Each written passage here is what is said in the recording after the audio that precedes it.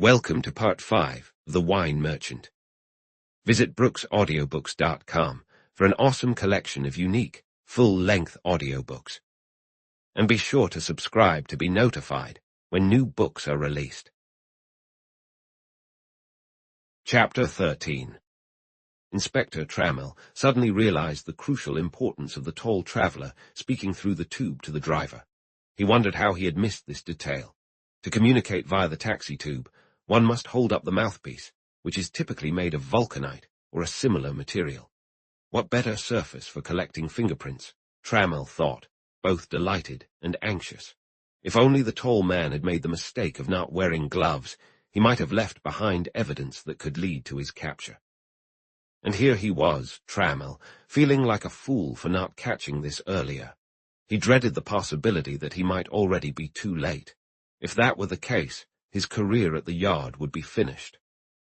He rushed to the telephone and called the yard, only to learn that the taxi driver, having been informed he was no longer needed, had already left with his vehicle. Quickly, he called the driver's office, asking them to stop the cab as soon as they spotted it. Then he dashed out of the hotel, hailed another taxi, and sped to the rank where the driver had been stationed. Fortune smiled on him. There were 7 vehicles lined up, and his man had just recently arrived, only halfway up the queue. Sweat poured down Inspector Trammell's face as he anxiously inquired whether the tube had been touched since leaving Scotland Yard, and he could hardly contain his relief when he discovered he was still in time. A bit unsteady, he climbed into the vehicle and instructed the driver to return to the yard. Upon arrival, he wasted no time in performing his test. He summoned his fingerprint equipment and carefully dusted the vulcanite mouthpiece. He could hardly suppress a cry of satisfaction when he saw 3 of the clearest prints emerge before his eyes, prints unlike any he had ever encountered before. On one side of the mouthpiece, there was an impression from a right thumb, and on the other, the marks of a first and second finger. Good heavens, he muttered to himself, that was close. If I'd missed this, I could have been done for at the yard. It's the first thing the chief would have asked about. His excitement was boundless. This was as clear and concrete evidence as he could hope for. If he could find the man whose fingers matched the prints, that would wrap up the case. He left the courtyard, intending to head back to the Peveril and continue his search for Miss Slatin, but before he reached the entrance of the grand building, he was halted. A gentleman had come to see him with urgent business related to the case. It was Bostick nearly beside himself with excitement and distress. He still held the newspaper that had so unsettled him. Trammell pulled a chair forward, gestured for him to sit, and took the paper. The paragraph was brief and read: Mystery of a taxi cab. A tragedy reminiscent of the famous detective novel, The Mystery of the Hansom Cab, occurred last evening on one of London's busiest thoroughfares. It seems that around 8 o'clock, 2 men hired a taxi in Piccadilly to take them to King's Cross. Near the Oxford Street end of Tottenham Court Road, the driver was instructed to stop. One of the men got out, said good night to his companion, and told the driver to continue to King's Cross, where his friend would settle the fare. Upon reaching the station, there was no sign of the friend, and a search found him dead in the taxi with a bullet wound to the heart. Documents found on the body suggest that he was Mr. Francis Slatin, but his address is not yet known. Inspector Trammell set down the paper and looked at his visitor. "You're familiar with the case, are you?" he asked. "I think I knew him," Bostick stammered. "At least, I know someone by that name." Trammell studied the newcomer closely. This was a man who, judging by his obvious distress, must have been closely tied to Francis Slatin. The detective, suspicious of everyone around him, sensed that there was more to this situation than it seemed. He took out his notebook. "I'm glad you came, sir," he said kindly. "We would greatly appreciate any information you can provide. How would you describe your friend?" His calm, conversational tone eased the man's nerves. "He was rather tall," he replied anxiously, "with a long, pale face and a small, pointed black mustache." "I'm afraid, sir, that sounds like him. If you don't mind, it's best if you take a look to confirm." "I want to," Bostick exclaimed, springing to his feet. "I need to know right away." Trammell stood up as well. "Then follow me." They drove quickly across town. One glance was all it took for Bostick to realize that the body indeed belonged to his former acquaintance. His agitation was palpable. "You're right," he shouted. "It is him, and it's my fault. Oh, if I had just followed her instructions, if I had only stayed out of this." He clenched his hands in despair. Trammell was intrigued. Though this man couldn't be personally guilty, he wasn't tall enough, for one. He surely knew enough about the situation to help the inspector make progress. So Trammell leaned in, eager to hear the man's story. Bostick, for his part, was desperate to share it. He was utterly exhausted by the secrets, investigations, and schemes, and as they drove to the yard, he had resolved that if the deceased turned out to be Madeleine's father, he would reveal everything about his and Gibbons's inquiries into the syndicate's activities. Once they were back in the inspector's office, he took a deep breath, determined to compose himself and speak with clarity. "Yes," he said firmly, "I know him. He lived near Bordeaux with his daughter. She will be completely alone now. You understand that I must leave for her on the first train, but until then, I'm here to help you." "Are you related to her?" "No, just an acquaintance, but I should tell you everything. I hope to marry Miss Slatten someday." Trammell nodded and asked, "Is her name Madeleine?" "Yes," Bostick replied, surprise and eagerness spreading across his face. "Then you'll be pleased to know she's not in France. At least, I don't think she is. She left the Peveril Hotel in Russell Square around 11 o'clock yesterday morning." Bostick jumped to his feet. "In London?" he asked excitedly. "Where? What's the address?" "We don't have that yet, but we will find her soon. For now, you can't do anything, and I'm eager to hear your story. Take your time, and the more details you can provide, the better." Bostick took a moment to collect himself. "All right," he said slowly, sitting back down. "I have something important to share, Inspector. My friend Gibbons, Claud Gibbons from the Customs Department, and I made a discovery.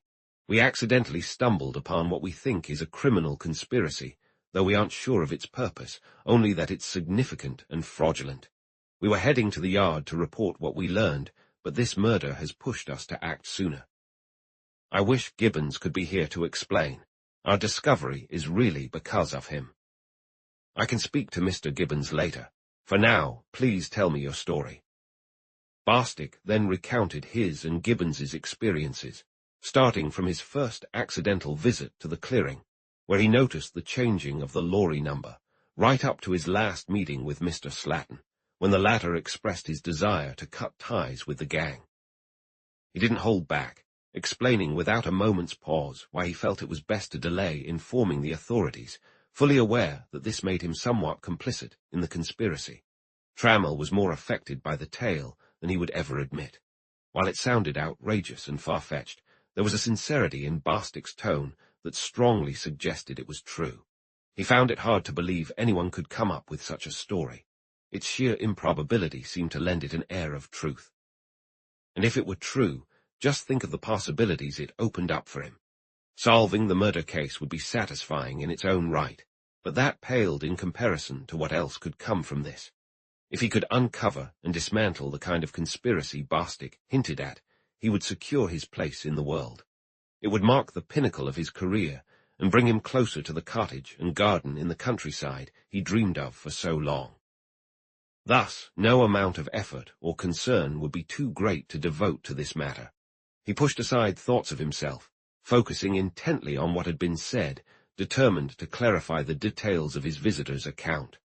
Gradually, he began to pose his questions. "Mr. Bostick, is it your belief that Mr. Slatten was murdered by a member of the syndicate?" "Yes, and I believe he anticipated his fate. When he informed them, he intended to sever ties. They likely feared he might betray them, and they wanted to play it safe." "Is there a tall, sturdy man among them?" "Captain Beamish is tall and well-built, though I wouldn't call him stout." "Please describe him for me." "He tends to stoop a bit and has slightly rounded shoulders, But even so, he's tall. If he stood up straight, he would be quite an imposing figure. He had a broad face with a strong jaw, thin lips, and a menacing look. Trammell, usually not one to jump to conclusions, felt a surge of excitement. He decided that an early step in the case would be to take the fingerprints of Captain Beamish's right thumb and forefinger. He asked a series of additional questions, and while reviewing the story, diligently took notes. Afterward, he sat in silence, reflecting on what he had just heard. Initially, he leaned toward Bostick's theory that the deceased had been killed by a member of the syndicate, and if that were the case, it was quite possible that all or most of the members were involved. This realization made it clear that the top priority was to keep the syndicate from suspecting what he knew. He turned back to his visitor. "Mr. Bostick, I trust you realize that if everything you've shared with me is accurate, you are in a rather precarious position." "I know, but I'm not worried for myself. It's the potential danger to Miss Slatton that has me so troubled." "I understand," the inspector replied with sympathy. "But for both your sakes, you must be extremely cautious to avoid raising any suspicions among these people." "I'm entirely in your hands, Inspector." "Great. Let's discuss your next steps. First, regarding the inquest. It's scheduled for this evening at 5 o'clock. You'll need to provide testimony, and we must carefully strategize what that testimony will entail. Not even a hint of suspicion about the syndicate can slip out." Bostick nodded. "You need to identify the deceased, and if questioned, recount the details of your 2 visits to the clearing. Speak without the slightest hesitation. However, you must not mention anything about the changing of the lorry numbers or your suspicions, nor your visit to Hull. You will explain that you returned to the clearing a second time, because it was hardly out of your way, and because you were eager to see the Slattons again, while your friend was interested in exploring the forests of Les Lands." Bostick nodded once more. "Then both you and your friend must steer clear of Scotland Yard. It makes sense that you would rush over here as you did, but it wouldn't make sense for you to go back, and there's no reason for Mr. Gibbons to come at all. If I need to see either of you, I'll call and arrange a meeting. Just 2 more things.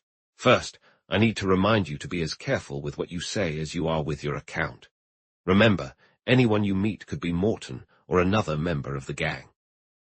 The second thing is that I'd like to stay in touch with you for the rest of the day in case anything comes up before the inquest. Where will you be?" "I'll be at my club, Rover, on Cranbourne Street. You can reach me there." "Great," Trammell said, standing up. "Let me say again how glad I am to have met you and heard your story.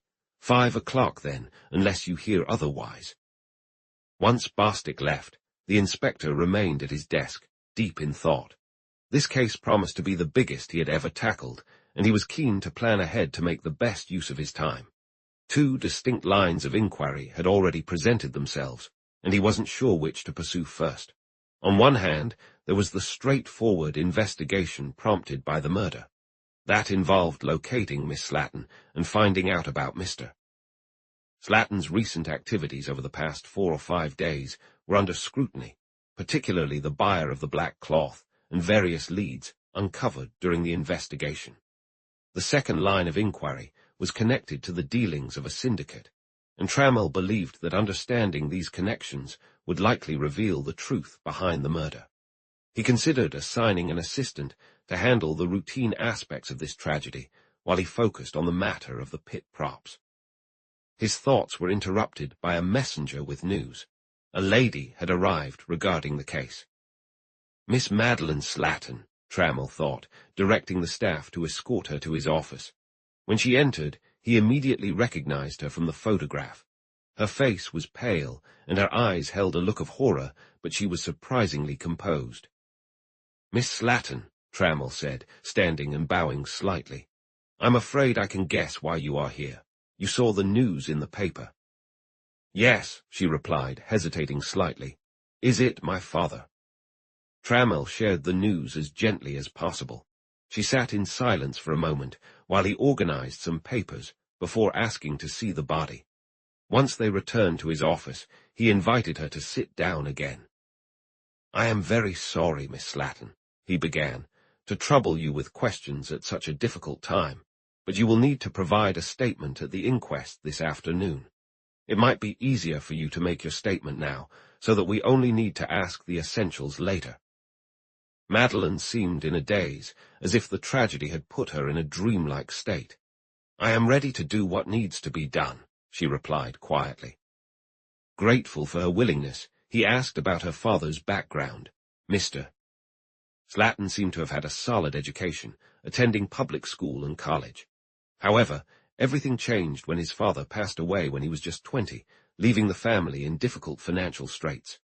Slatton took a job as a clerk at Hopwood Manufacturing Company, a large engineering firm in the Midlands, where he steadily worked his way up to the pivotal role of cashier. He, his wife, and their daughter enjoyed a life of comfort and happiness during his daughter's upbringing. But about 6 years before the recent tragedy struck, their situation took a turn for the worse. Mrs. Slatton developed a debilitating illness, suffering for the 3 years leading up to her death. At the same time, for reasons unknown to Miss Slatton, whether due to the costly medical care or other factors, her father faced growing financial troubles. One by one, their small luxuries disappeared, and eventually they had to leave their home, moving into modest rooms in a less desirable part of town. Their misfortunes continued to escalate when Mr. Slatton lost his job at the factory, leaving them to confront real hardship. Then the Pit-Prop Syndicate was established, and Mr. Slatton became manager of the loading station. Miss Slatton had no idea why he left his engineering position, but she sensed there had been some conflict. His cheerful demeanor had faded, replaced by a more somber state. Yet, during his time in France, he seemed to regain much of his former self. She was also unaware of the specifics regarding his role in the syndicate, but she believed he was a partner sharing in the profits rather than merely earning a salary. These details, gathered by Trammell through clever questioning, struck him as quite revealing. From what Mr. Slatton had confided to Bostick that there seemed to be a secret in his life that had left him vulnerable to the syndicate's influence. The inspector pondered whether this was related to his departure from the engineering works. Regardless, the inquiries there hinted at a new avenue to explore if necessary. Trammell then shifted his focus to the recent events. About 2 weeks prior, Mr. Slatton had announced his plans to go to London for the syndicate's annual meeting. Not wanting his daughter to be alone at the clearing, he arranged for her to accompany him. They travelled by the Girondin to Hull and then continued on to London, where they stayed at the Peveril. During their 4 days there, Mr. Slatton was occupied with various matters, but they spent their evenings together enjoying local entertainment. On the night of the murder, Mr. Slatton intended to return to Hull to board the Girondin back to France, while his daughter was to take an earlier train to Eastbourne to visit an aunt for 10 days. Aside from what her father had mentioned about the syndicate meeting, Madeleine didn't know anything else about the purpose of their trip, nor had she seen any members of the syndicate after leaving the ship. After taking notes on her account, Trammell brought up the inquest and reiterated the instructions he had given Bostick regarding the evidence. He then mentioned the young man's visit and noted his concern for her safety, asking if he could inform him of her whereabouts. She gratefully agreed, and Trammell, wanting to keep her mind occupied until the inquest, went so far as to arrange a meeting between the two. Unfortunately, the inquest revealed no new information. Formal identification was established, with doctors confirming that death resulted from a bullet fired from a very small-caliber automatic pistol. The cab driver and porter recounted their accounts, and the jury returned the inevitable verdict of murder against an unknown individual or individuals. The inspector's precautions were strictly followed, and not a single word was spoken that could have hinted to any member of the Pit-Prop Syndicate that the legitimacy of their organization was in question. 2 days later, after the funeral, Bostick took Miss Slatton back to her aunt's home in Eastbourne.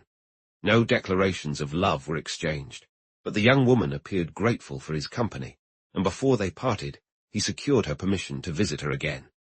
He met her aunt for a brief moment and felt somewhat reassured to find her to be a kind, nurturing woman, clearly devoted to the now fatherless girl. Bostick had shared with Madeleine details of his conversation with her father, and she had not held him accountable, explaining she had suspected that such an incident was bound to happen eventually. With this, their days began to stretch on endlessly. Bostick visited Eastbourne as often as he could, nurturing the hope that he was making headway in his courtship. However, despite his efforts, he was unable to bring their relationship to the next stage. The girl seemed to be suffering from a deeper shock than they had initially realized, growing increasingly listless and hard to engage with about everyday matters. Recognizing that he had no choice but to wait, he resigned himself to be patient and bide his time as best as he could. Chapter 14. Inspector Trammell was intensely focused on his new case. The more he contemplated it, the more he recognized its dramatic potential and the broad public interest it was likely to generate, not to mention the significance his superiors would undoubtedly place on it. In other words, successfully managing this case could greatly impact his career. He had not been idle since the inquest a week ago. First, he had met discreetly with Gibbons and gathered everything the young man had to share. Then, he confirmed that the fingerprints found on the speaking tube did not belong to Mr. Slatton, and he remained eager to obtain impressions from Captain Beamish's fingers for comparison. However, his inquiries with the port officials in Hull, made by wire on the evening of the inquest, revealed that the Girondin would not be returning to Selden for another 8 days. Therefore, there was no point in him leaving London right away. Instead, he busied himself with tracking the deceased's movements in the city and discovering whom he had interacted with during his stay. In his quest for leads, he even took a cue from Bostick's newspaper and picked up a copy of The Mystery of a Hansom Cab. While he acknowledged that this clever tale could easily have inspired the crime, it offered no assistance in solving it. He also made a quick visit to the manager of the Hopwood Manufacturing Company in Sheffield, where Slatton had worked. From that meeting, he learned that Madeleine's suspicions were correct. There had been friction before her father's departure. In fact, a surprise audit had uncovered discrepancies in the accounts. Some money was missing, and what appeared to be an attempt to falsify the books had occurred. However, the matter could not be substantiated. Mr. Slatton had settled the issues, and although his claim of a genuine clerical error had been accepted, his position had been filled. The manager privately believed there was no doubt about his subordinate's guilt. He pointed out that Slatton had been losing money heavily through gambling in recent months. While the manager had no clear idea where Slatton had found the funds to cover his losses, he suspected that someone must have come to his aid. This information piqued Trammell's interest, as it seemed to support his theory that Slatton was under the influence of the syndicate or one of its members. For instance, if one of these men, seeking accomplices for his scheme, had learned of the cashier's troubles, it was possible that he had gained leverage by offering Slatton the money needed to resolve his financial issues in exchange for a confession of guilt. Although this was mere speculation, it provided Trammell with a new avenue to explore if his current investigation continued to stall. He was growing increasingly frustrated. Aside from the details he had just uncovered, he had found no additional leads. It was as if Mr. Slatton had vanished into thin air the moment he left the Peveril Hotel, leaving no trace behind. Trammell couldn't determine where he had gone or whom he had met during the 4 days he had spent in London. He found some solace in the fact that the Girondin would return to Selden the next day, allowing him to pursue the fingerprint clue. That evening, he settled back with his pipe, pondering the facts he had gathered so far. As time passed, he leaned closer to the conclusion reached by Gibbons and Bostick weeks earlier, that uncovering the syndicate's secret was the key to the whole case. What were these people up to? That was the critical question he needed to answer, no matter the cost.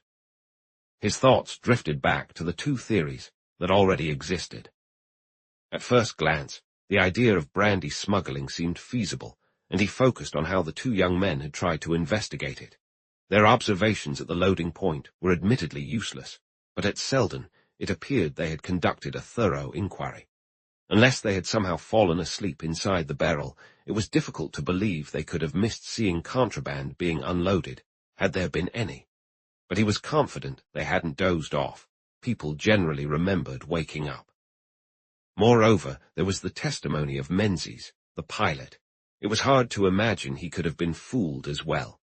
With that in mind, Trammell resolved to speak with him to form his own judgment about the man's credibility. Another possibility struck him, one that the amateur investigators seemed to have overlooked. North Sea trawlers were often used to smuggle contraband ashore. Could the Girondin be transferring illegal cargo to such vessels while at sea? This was an issue Inspector Trammell felt he couldn't resolve himself. It would fall to the Customs Department. However, he knew enough to realize that significant hurdles would need to be addressed before such a plan could be executed. First of all, there was the scale of the operation. 6 months ago, according to what Miss Slatin had overheard, the syndicate was making £6,800 per trip, and likely, based on their earlier comments, they were earning even more now.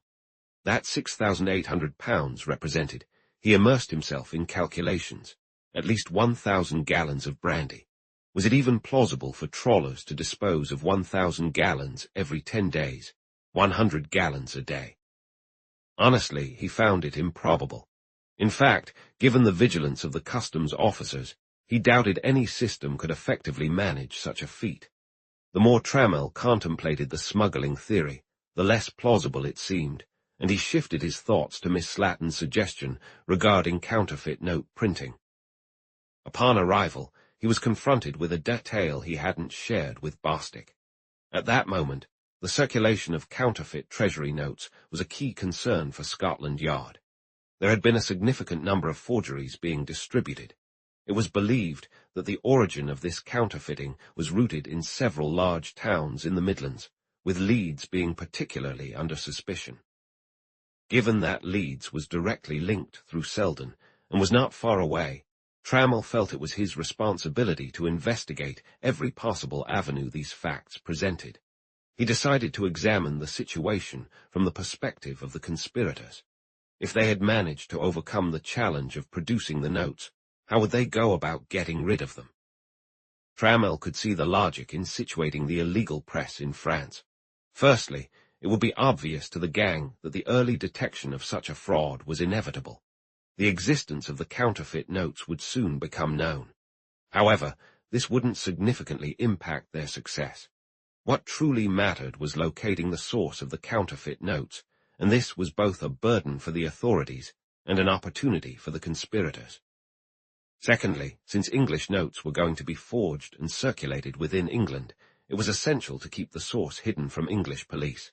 What better way to do this than by moving it out of England entirely? The English police would be searching for leads within their own borders, and the French authorities, having no counterfeit French notes to investigate, would not be alerted. Trammell felt confident that he was on the right track so far.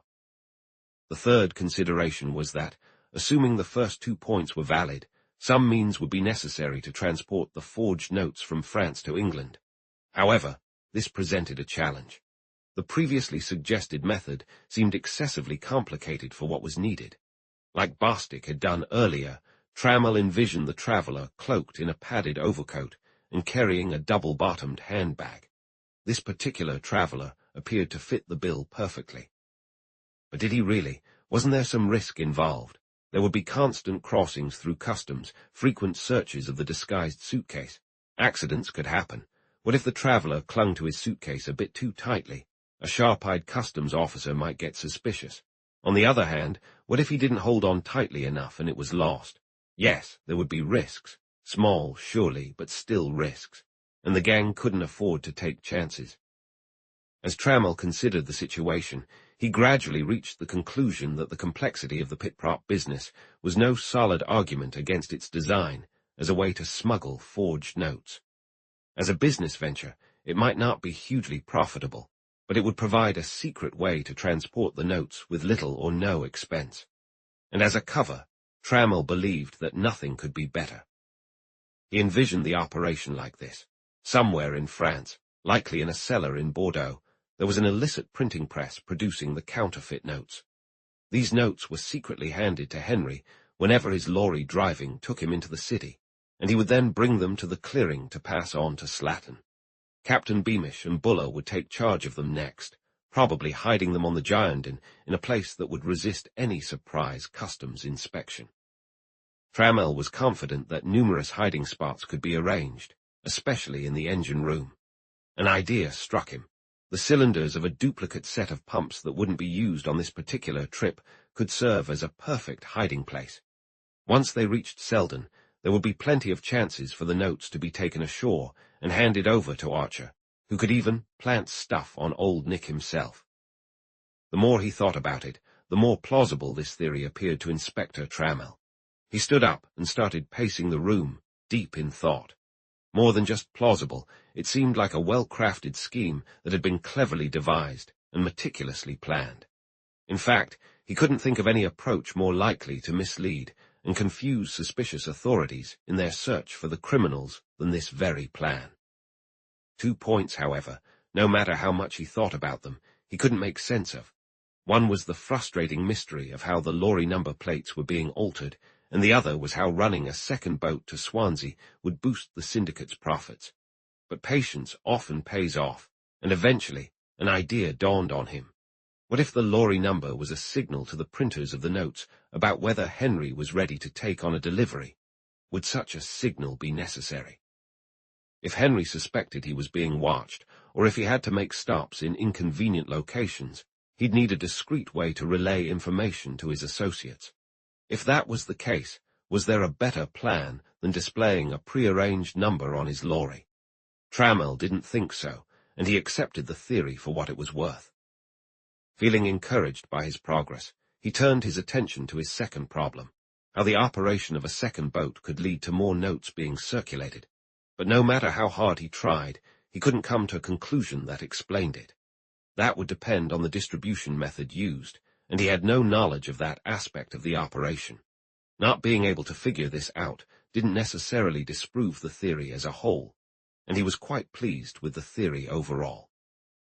As far as he could see, it aligned with all the known facts and seemed even more believable than the idea of brandy smuggling. But theories alone were not enough. He needed to push forward with his investigation.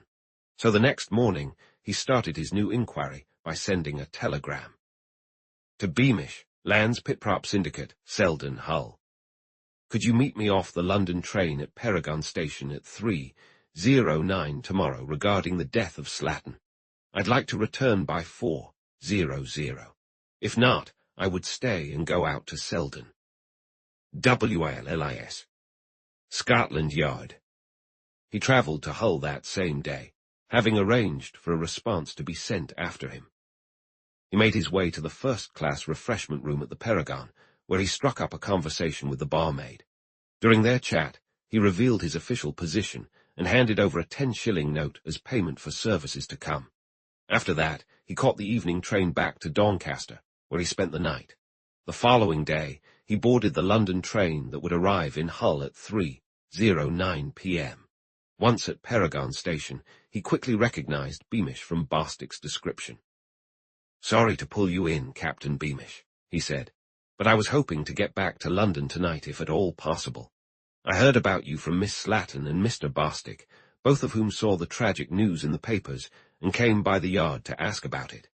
According to Lloyd's Register, your ship docked here, so I thought I'd visit in hopes you could share some details about the deceased that might point me toward his murderer." Beamish responded graciously, showing both willingness and openness.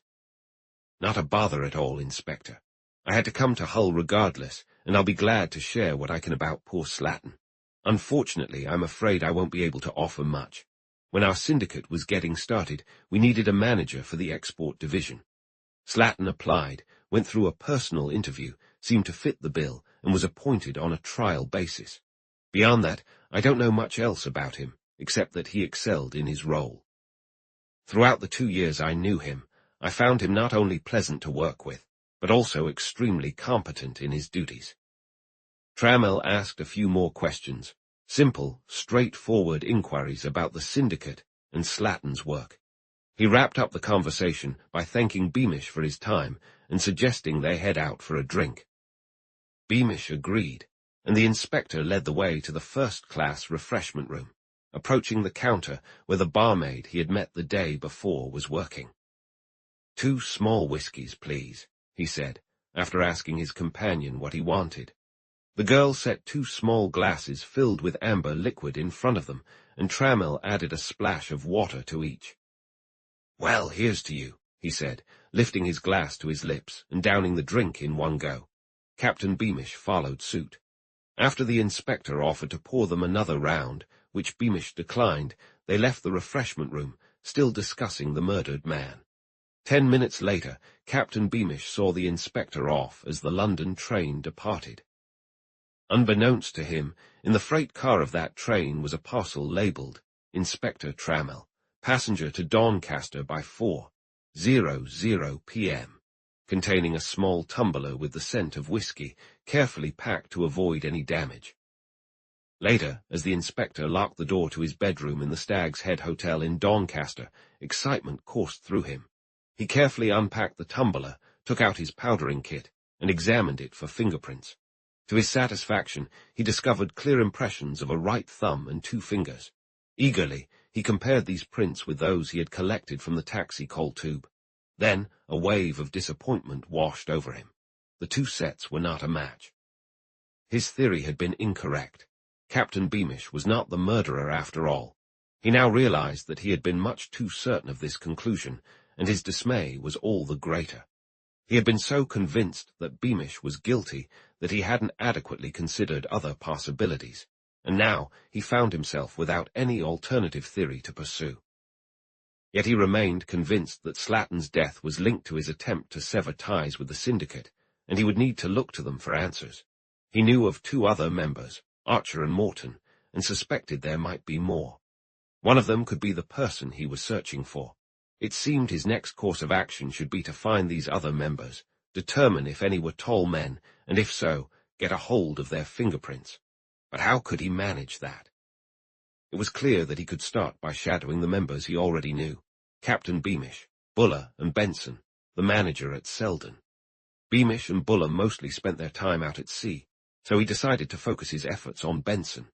He had chosen to stop at Doncaster instead of heading back to London with this aim in mind, and now he planned to return to Hull the next day to see what he could uncover at the Selden depot once the Girondin had left.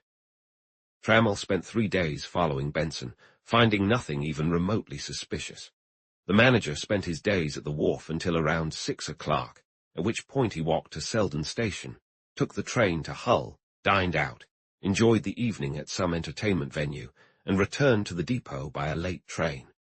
On the 4th day, noticing the same routine, Trammell realized he was wasting time and needed to take a bolder approach. He decided that if Benson departed from the depot as usual in the evening, he would attempt to sneak into his office and scour his papers for any useful information. Shortly after 6, while hiding behind a hedge, he spotted Benson emerge from the door in the corrugated iron fence and head towards Selden. The 5 employees had left about an hour ago, and the inspector thought the premises were completely deserted. After giving Benson time to get away, he slipped out of his hiding spot and walked towards the depot, trying the gate in the fence. It was locked, but few locks could withstand the inspector's skills, and with a bent wire, he soon managed to get inside the enclosure. He shut the gate behind him, and looking around carefully, made his way to the shed. The office door was also locked, but the bent wire defeated that lock too, and within a couple of minutes he pushed it open, stepped inside, and closed it behind him. The room was small, with yellow matchboard walls and ceiling. It held a closed roll-top desk, a table cluttered with papers, a vertical file, 2 cupboards, a telephone, and other basic office supplies. 2 doors led from the room, one into the manager's bedroom and the other into the shed. Deciding those could wait, Trammell set about examining the office. He quickly yet methodically went through the papers on the table, but found nothing of interest. All were related to the pit-prop industry and suggested that the business was running smoothly. Next, he tackled the desk, picking the lock with practiced ease. Here, too, despite his careful inspection, his search yielded nothing useful. He moved to the cupboards. One was unlocked and held old ledgers, account books, and similar items, none of which were significant.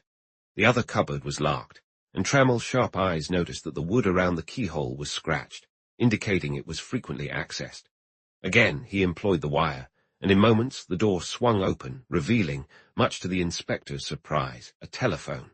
Confused, he glanced at the wall next to the door. Yes, he hadn't been mistaken. There was indeed another telephone affixed there. He crossed over to it and followed the wires with his eyes, discovering they connected to those leading from the shed across the railway. What then was the purpose of this second device? There were no other wires leading to the shed, nor could he find any connection it could link to. He examined the device more carefully and realized it wasn't a standard government model. It bore the label, the A.M. Curtis Co., Philadelphia, PA. This indicated it was part of a private installation, which was illegal since the British government held a monopoly on all telephones in the country. At least, it would be illegal if it were operational. But was it? The wires ran through the back of the cupboard into the wall, and looking closer, Trammell noticed that one of the wooden panels connecting the cupboard to the floor had been removed at some point and secured with screws. Curiosity getting the better of him, he took out his pocket knife, skillfully removed the screws, and pulled the panel away. His surprise deepened as he saw that the wires ran down inside the wall, heavily insulated, and vanished into the ground beneath the shed. Could it be that they have a cable? He wondered, puzzled, as he reattached the loose panel and fastened the screws. He had to set this mystery aside for now, wishing to finish his inspection of the rest of the building. Yet, despite searching the entire place with the same careful attention he had applied to the papers, he found nothing else of interest. After locking the various doors behind him, he made his way to Hassel, and then returned to his hotel in Hull. He felt a flicker of intrigue at the discovery of the hidden telephone. He was convinced it was connected and often used, evident from the quality of its construction and the worn edges around the cupboard's keyhole. He contemplated whether he could tap into the wires without being discovered and eavesdrop on their conversations. If the wires had been strung on poles, it would have been straightforward, but as it stood, he would have to connect under the loose board and run his cable through the wall, along the shore, to a spot where the receiver could be concealed. Certainly not an easy task. However, he would have attempted it, had it not been for a second discovery he made later that evening, which shifted his thoughts completely. As he contemplated the likely use of the telephone, a realization struck him. It was clear that it was intended for the clandestine aspect of the operation. If that was the case, would it not likely link the import depot of the secret item with the site of its distribution? Selden Wharf served as the import point, but based on the conversations he had eavesdropped on, distribution seemed to line up with Benson, but with Archer. What if the telephone connected directly to Archer? There was also the matter of the difficulty in establishing a covert land wire. The challenges involved made it apparent that the line must be short. He imagined it would probably lead to the southern bank of the estuary or somewhere in close proximity. If both these assumptions were correct, it would suggest that Archer must be located nearby. Could he uncover more by exploring this thought further? He borrowed a directory of Hull and began searching for all the Archers listed in the index. There were 15 entries, and one caught his eye immediately. It read, Archer, Archibald Charles, The Elms, Selden. Glancing at his watch, he noted it was just after 10. He grabbed his hat and headed to the police station to speak with the sergeant on duty. Yes, sir, the man replied to his inquiry. I know the gentleman. He is the managing director of Ackroyd and Holt's Distillery, located halfway between Selden and Hassel. And what does he look like? Trammell pressed on, trying to hide his growing curiosity. He's a big man, sir, the sergeant replied. Tall and broad, clean-shaven with strong features, and he has a very determined appearance. Trammell had a lot to think about as he made his way back to the hotel. Bostick had been excited to learn that the distillery was so close to the syndicate's depot, viewing it as a strong point for the brandy smuggling theory. Initially, Trammell shared that excitement, but soon the points Gibbons had made came back to him. Though a bit perplexed, he was tempted to dismiss it all as mere coincidence. After his recent experience, he was more cautious than before about jumping to conclusions, yet he couldn't shake the feeling that he might be on to something. His immediate task was clear. He needed to find Archibald Charles Archer and secure his fingerprints. The next morning found him back in Selden, once again hidden among a cluster of bushes, looking southward. This time, though, he wasn't focused on the syndicate's depot. He trained his powerful binoculars on the distillery office. Around 9:30, a tall, solidly built man walked up to the building and entered. His attire suggested he was part of the management class, and the way a couple of workers tipped their caps as he passed left Trammell sure he was the managing director. For about 3 hours, the inspector lay concealed, until he finally saw the tall man emerge from the building and stride quickly towards Selden. Trammell moved closer to the edge of the hedge, positioning himself for a closer look as the man approached. Just then, a small two-seater motor car came down the road from the direction of Selden, arriving at the same spot as the tall man. But instead of driving past, the car slowed down, and its driver called out to the tall man. "Hey there, Archer," he shouted. "Need a ride?" "Thanks," Archer replied. "That would be great.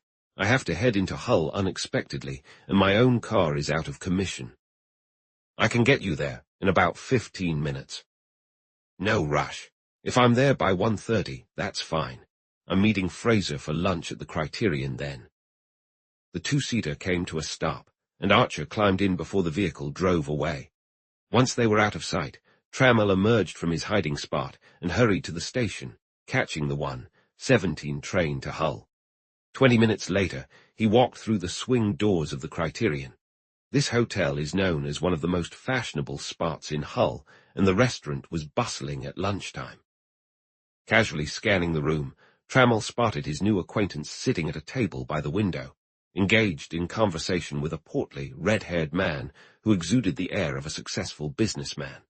Every table nearby was occupied, preventing Trammell from getting close enough to overhear their discussion as he had planned.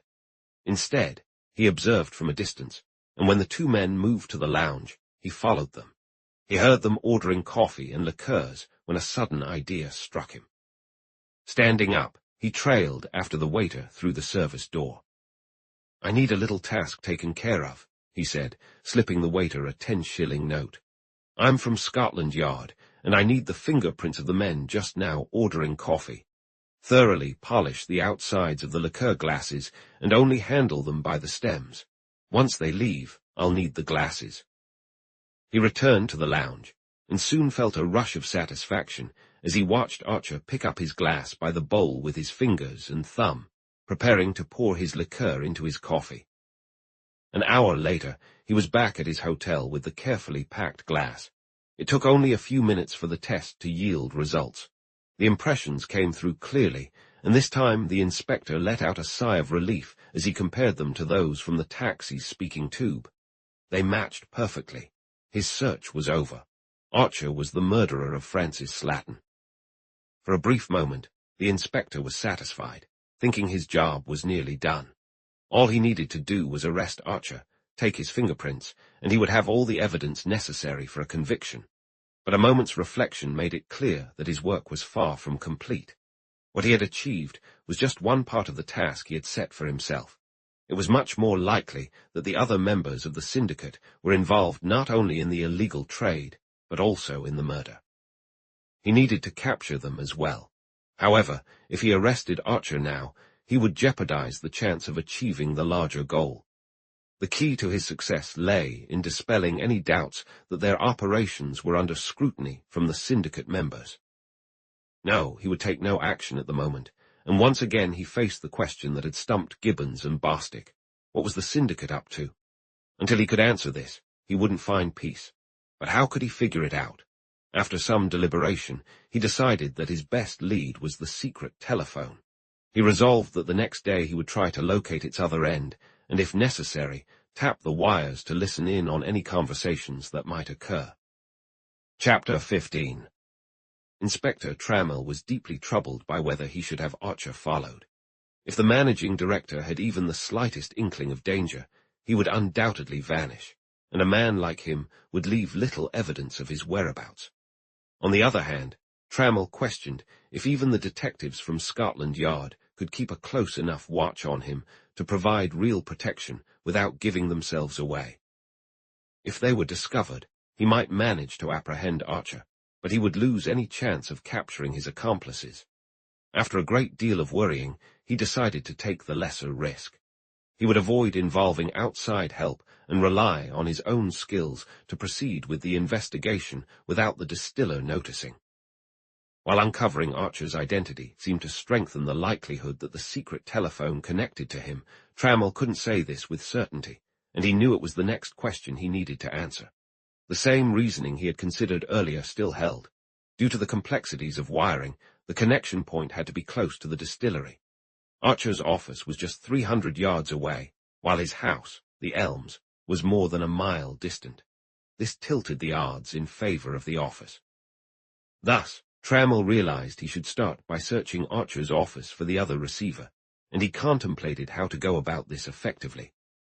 First, he visited the electric generating station, and after introducing himself to the manager in a friendly manner, requested to speak to the man responsible for inspecting the distillery lights. He had no trouble acquiring a rough layout of the premises. It turned out that the offices were located on the first floor, stretching along the front of the building. Archer's private office was at the end of the suite and positioned at the corner nearest the syndicate's wharf, thus making it closest to Selden. The supervisor thought there were 2 windows, one facing the front and the other the side, but he couldn't be certain. That afternoon, Inspector Trammell returned to the distillery and, hiding in the same spot as before, waited for the staff to leave the building. He then strolled casually down the lane and noticed that the 2 telephone wires running across the fields connected to the 3rd window from the Selden end of the first floor. "That must be the main office," he murmured to himself, "but there's likely an extension leading to Archer's own room. Now I wonder." He glanced around. The hedge along the river side of the lane met the corner of the building. After another quick look, Trammell squeezed through, and from his vantage point below, he examined the side window of the managing director's office. What he saw made him chuckle with excitement. Just inches from the edge of the window, there was a downspout, and from the top of the window to the spout stretched what appeared to be a double cord. It was painted the same color as the walls, and had he not been specifically looking for it, he would have easily missed it. A quick look at the foot of the spout confirmed his suspicions. Tucked behind it, and typically hidden by it, were 2 insulated wires that ran down the wall from the window and disappeared into the ground with the spout. Got it on the first try, the inspector thought, pleased with himself, as he moved away to avoid catching the eye of any passers-by. An idea struck him, and after gauging the height and position of the window, he scanned his surroundings once more. About 50 yards from the distillery, behind the hedge lining the lane, stood the cottage that Gibbons and Bostick had noticed. It was in disrepair, clearly having been unoccupied for some time. In the gable, directly across from the managing director's office, was a broken window. Trammell circled around to the back of the house, and once again producing his bent wire, had the back door open in just a few moments. Slipping inside, he moved through the damp-smelling rooms and climbed the rotting staircase until he reached the broken window. Just as he had hoped, he found he had a clear view into the office. He checked his watch. It was 10 minutes past 7. "I'll do it tonight," he murmured. Quietly leaving the house, he hurried to Selden Station and then to Hull. About 5 hours later he left the city again, this time by car. He stopped at the end of the lane that ran past the distillery, dismissed the vehicle, and walked down the lane. He was carrying a light, folding ladder, a spade, a field telephone, a coil of insulated wire, and a few small tools. The night was incredibly dark. The crescent moon wouldn't rise for another couple of hours, and thick clouds blocked out all light from the stars. A gentle wind rustled the branches of the sparse trees nearby and whispered across the open fields. Trammell walked slowly, barely able to see the tops of the hedges lining the lane. Aside from him, the place seemed deserted. When he reached his destination, Trammell felt his way to the gap in the hedge he had used before. He passed through that opening, and with utmost care, positioned his ladder against the window of Archer's office. Although he couldn't see the window itself, he double-checked the ladder's position based on his measurements from the hedge. Then he slowly climbed up. He found his calculations were spot on, and soon he was perched on the sill of the window, carefully trying to push back the hasp with his knife. After some effort that nearly had him giving up, he managed to pop it open and with one last push raised the window. A moment later, he was inside the room. His first task was to draw the heavy blue Holland blinds that covered the windows. Then, tiptoeing to the door, he quietly slid the bolt into place. Feeling secure against any unexpected intrusion, he began his search. In the top corner of the side window, he saw the wires. They traced the edge of the window frame, painted white to match, and then, dropping a few inches outside the moldings, they traveled along the picture rail that ran around the room, cleverly hidden in the groove behind it. Continuing in the same manner along the architrave, the wires vanished through a door in the back wall of the office. Trammell gently opened the unsecured door and peered into a small storage room, clearly intended for filing. The wires continued down the back of the architrave and along the top of the wainscoting until they finally disappeared into the side of one of several cupboards lining the wall opposite the door. The cupboard was locked, but with a bent wire, he soon had it open. A beam from his flashlight revealed that he had at least achieved one of his goals. A telephone receiver, identical to the one at the Syndicate's depot, lay inside. He continued to inspect the rest of the room, but found nothing else of interest until he reached the door. It was solidly built and edged with rubber, and he was confident it would be nearly soundproof. It was also equipped with a well-oiled lock. Quite the setup, Trammell mused as he turned back to the outer office. Here he conducted another thorough search, but unfortunately found no useful information. After silently unlocking the door and raising the blinds, he climbed out onto the window sill and closed the window. He couldn't manage to reattach the hasp, leaving evidence of his visit behind, though he hoped it would go unnoticed. Grabbing the ladder, he took it to the cottage and concealed it inside. Part of his task was complete, and he would have to wait for daylight to finish the rest. When the dawn arrived about 3 hours later, revealing the world around him, he stepped out again, equipped with his tools and a coil of insulated wire. He dug a hole at the bottom of the downspout and connected his wires just below ground level to the telephone lines.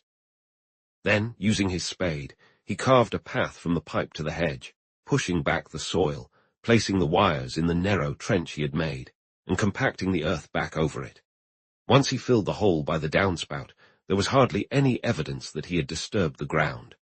The area inside the hedge was thick with weeds and grass, so he decided it wasn't necessary to dig a trench for the wire, simply burying it under the foliage. He made a clean cut across the lawn from the hedge to the cottage door, laid the wire in the cut, and pressed the soil back down. After he passed the tiny cable beneath the front door, he no longer bothered to conceal it, but let it run across the floors and up the stairs to the broken window. There, he attached the field receiver, placing it to his ear in preparation for any developments. By that time, it was 6:30, and broad daylight filled the room, but Trammell had seen no signs of life. He believed his actions had gone unnoticed. He nibbled on a few sandwiches, and then, lighting his pipe, stretched out on the floor to smoke contentedly. His case was finally beginning to move in the right direction. Finding Slatton's murderer was, of course, a significant event, and discovering the telephone was not only useful in itself, but promised a wealth of information from the messages he hoped to intercept. Indeed, he felt confident that this would provide a clear indication of the nature and extent of the conspiracy. At around 8 o'clock, he noticed several workers arriving at the distillery from his window, followed an hour later by the office staff. Soon after them, Archer appeared, striding purposefully from his car to the building. He entered his office almost immediately, sat down at his desk, and got to work. Trammell watched as he sifted through papers, dictated letters, and met with his team until nearly noon. Then, just a couple of minutes before the hour, he saw Archer glance at his watch, stand up, and head toward the door that led to the room behind Trammell's desk. He bent over the lock, seemingly turning the key, and Trammell's excitement grew as he watched Archer vanish in the direction of the filing room. He wasn't disappointed. Almost instantly, he heard the faint sound of a tiny buzzer, followed by what he recognized as Archer's voice, softly asking, "Are you there?" There was an immediate response. Trammell had never heard Benson speak, but he figured the reply must belong to him. "Is there anything to report?" Archer asked. "No, everything's proceeding as normal." "Any strangers lurking around or asking questions?" "And no signs of visitors while you were gone?" "None." "Good. It's likely just a false alarm. Beamish might have misinterpreted things." "I hope so, but he seemed really suspicious of that Scotland Yard man. He was convinced the officer was looking for more than he let on. Beamish thought he accepted the information a little too easily, and some of his questions seemed too foolish to be sincere." Inspector Trammell sat up, taken aback. This felt like a blow to his pride, and he couldn't help but feel a bit scandalized. But he had no time to dwell on his feelings. Archer continued speaking. "I think we should err on the side of caution. If you have even the slightest suspicion, don't hesitate to let me know. Send a wire to Henry at the clearing with this message. Write it down so there's no misunderstanding. 600 4-foot props wanted. Send the next cargo if you can. He will get the message. It's our way of saying, watch out for trouble. Send empty cargoes until I say otherwise. If anyone checks, they won't find anything because there's nothing to discover." "Understood. It's too bad we'll lose the money, but I agree with you. We can't take unnecessary risks. Now, about you. I see you didn't bring anything up last night." "I couldn't. I had a terrible upset stomach. I tried to go, but had to turn back and get back in bed. I was feeling too ill." "Feeling better now?" "Yeah, I'm good now, thanks." "Then you'll bring the usual tonight?" "Of course." "Great. And how about 10:45 for tomorrow?" "Sounds good." The switch clicked off, and a moment later the watcher saw Archer return to his office, lean over the door lock for a moment, then sit back down at his desk. "I have them now," he thought with a sense of victory. "Tonight I'll catch them in the act." He smiled at the thought. "Thank goodness they didn't send anything up last night, or they would have caught me red-handed, and that could have spelled trouble for me." He was quite impressed with the effectiveness of the telephone setup. There was nothing suspicious about it, and it kept Archer connected to the shady operation while allowing him to stay completely distanced from the others involved. If the rest of the organization was as clever, it made sense why Gibbons and Bostick had been outsmarted. But now the puzzle was pieced together, and the mystery would soon resolve. That night, Trammell reassured himself they would finally uncover the truth.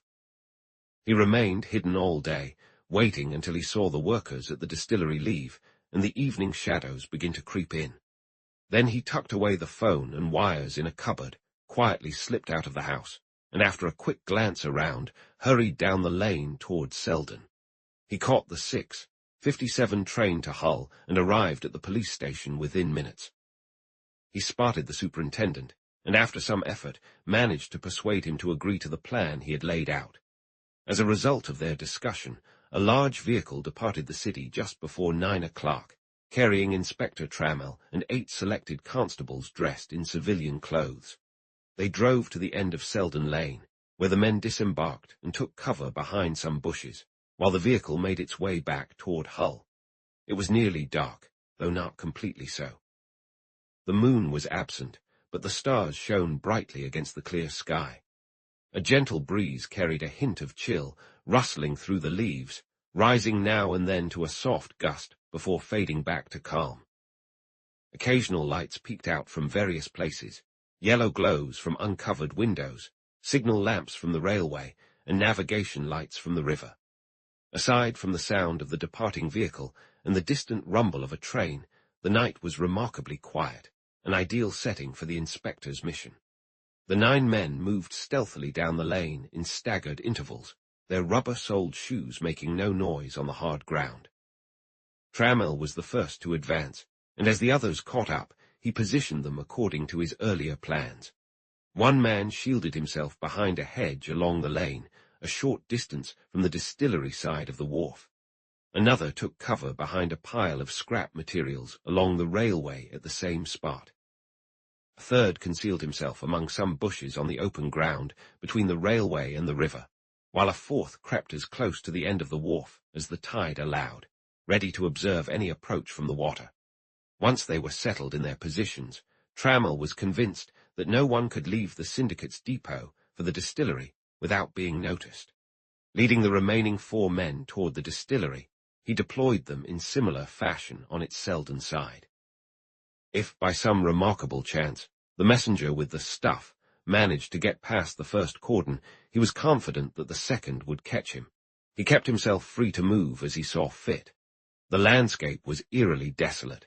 Not one of the 9 men had encountered a single soul since they left their vehicle, and Trammell was convinced that his plans had been executed in complete secrecy.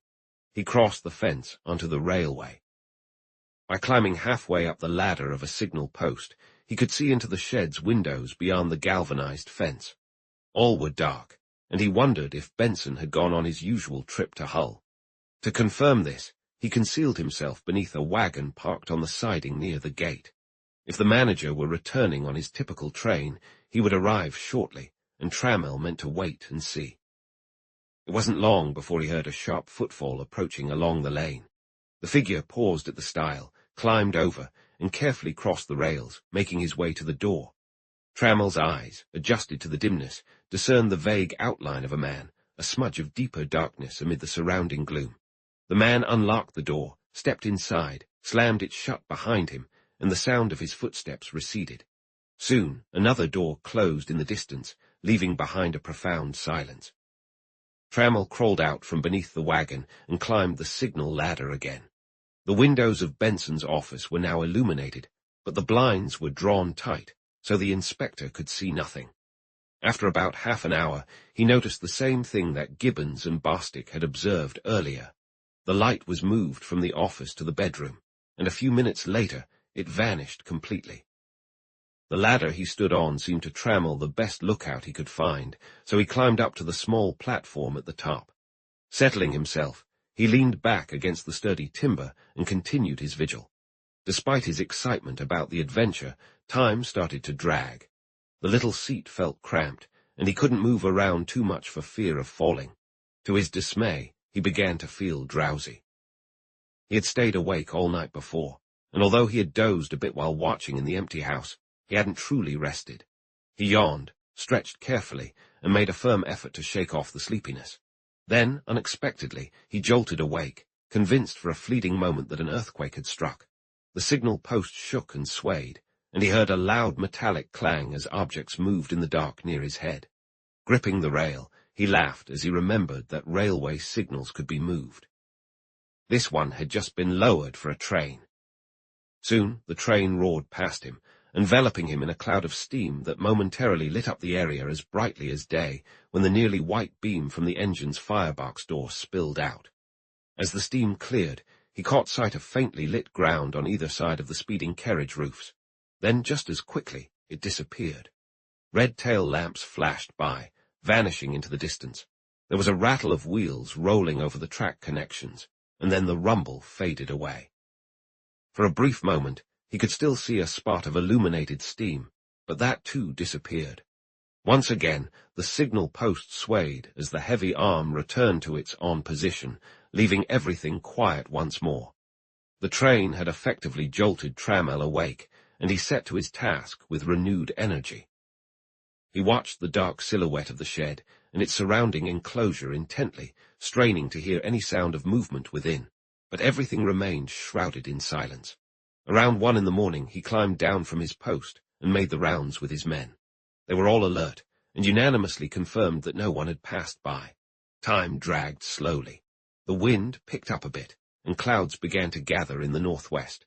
It grew colder, and Trammell suspected there might be frost in the air. Around 4 o'clock, he checked on his sentries again. His surprise at the delay of the planned attempt grew deeper, and when, 2 hours later, dawn started to light up the eastern sky without any sign of movement, his frustration became palpable. As the light strengthened, he called his men back to cover, and by 7 o'clock, convinced that no action was forthcoming, he began sending them off in pairs to await their transport at the agreed meeting point. He felt more let down by the failure of his trap than he ever thought possible. What could have gone wrong? Why had the conspirators backed out?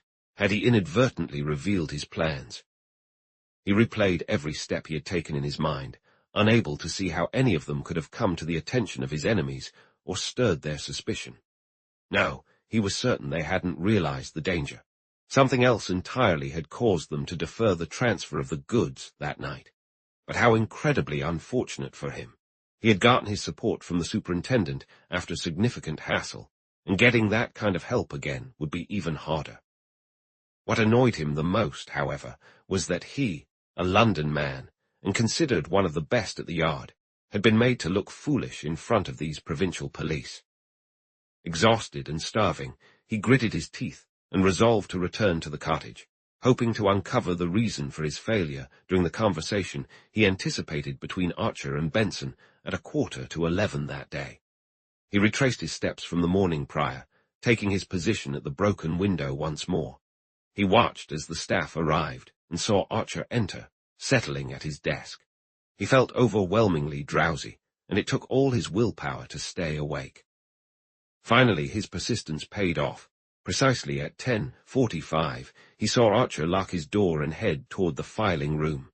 Moments later, the buzzer sounded. "Are you there?" Archer's voice rang out, followed by the shocking statement, "I see you brought up that stuff last night." "Yes, I brought up 250, Benson replied, and Inspector Trammell felt as though he had been struck. He could hardly believe what he was hearing. So he had been deceived after all. Despite his carefully positioned guards and his own vigilant watch, he had been outsmarted. 250 of those illegal items had been moved right under his nose, and his men's. Seething with rage and disbelief, he listened as Archer continued. "I got lucky after our talk yesterday. I unexpectedly secured 700. If you want, you can send up a couple hundred more tonight." "Understood. I'll do that," Benson confirmed, and the conversation ended. Inspector Trammell cursed under his breath as he lay back on the dusty floor, using his hands as a pillow. As he simmered with frustration, weariness overcame him, and he fell asleep. He woke, ravenously hungry, as dusk settled in, and wasted no time in slipping out of the house, making his way back to the lane and walking to Selden Station. An hour later, he was sitting down to dinner at his hotel in Hull.